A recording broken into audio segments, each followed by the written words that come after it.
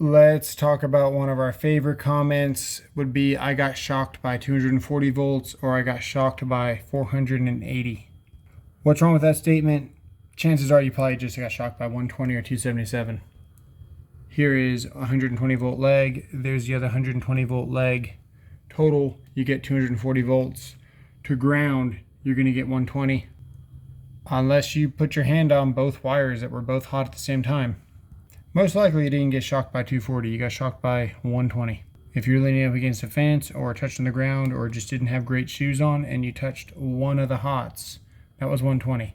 You might have been working on 240 volt system. Chances are only 120 shocked you. There's a 240 volt breaker, we got two legs there. There's a chance you could be holding this whip while you're working on it and somebody accidentally turns on the breaker and you happen to somehow be touching both wires at the same time. Yeah, maybe you got shocked by 240. Maybe you fell face first into the panel and you just put your whole hands on all the bus bars. Then yeah, maybe you got shocked by 240. Same thing as 480. You get 277 on the neutral to the hot, not 480. So all these instant experts in the comments below, and believe me, there are a bunch of them. But if you are one of those instant experts in the comments below, reuse the verbiage.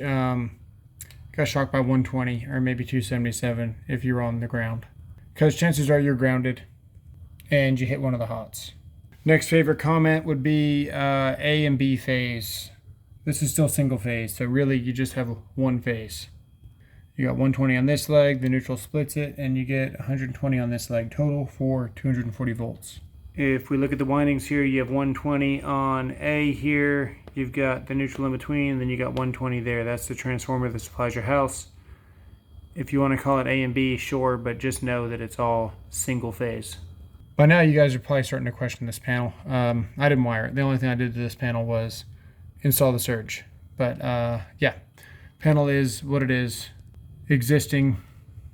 And it's still open because we lost power the other day and I wanted to just tie into branch circuits that were local and not potentially backfeed the grid. So instead of installing a backfed breaker like a lot of people would and tying it to their generator, we actually pulled off individual branch circuits, put them on a fuse disconnect from the generator, and tied into actual local branch circuits so we didn't backfeed the grid. My next favorite comment would be talking about double lugging the grounds.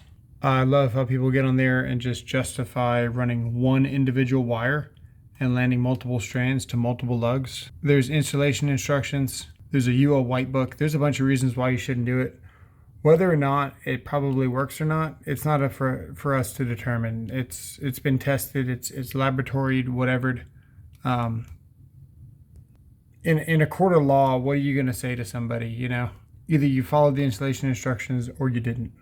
So if we go to our test panel here, you'll see the add-a-lug, the proper way to do it. And I think we'll wrap it up with ground rods. Ground rods based on 25 ohms or less to ground. You can't trip a breaker using 25 ohms to ground. Do the math, 120 volts, and you got 25 ohms. Does not equal a 20 amp breaker, or a 15, or even a 10. So ground rods don't trip the breaker. The equipment ground and the neutral trip the breaker. So yeah, before you go in the comments saying how you got hit by 480 or 240, now you know. You probably didn't. Now, there's some of you that truly did and you know what you're talking about, and well, congratulations. But for most of the people, now you're that much smarter. Thanks for watching. See you guys in the next one.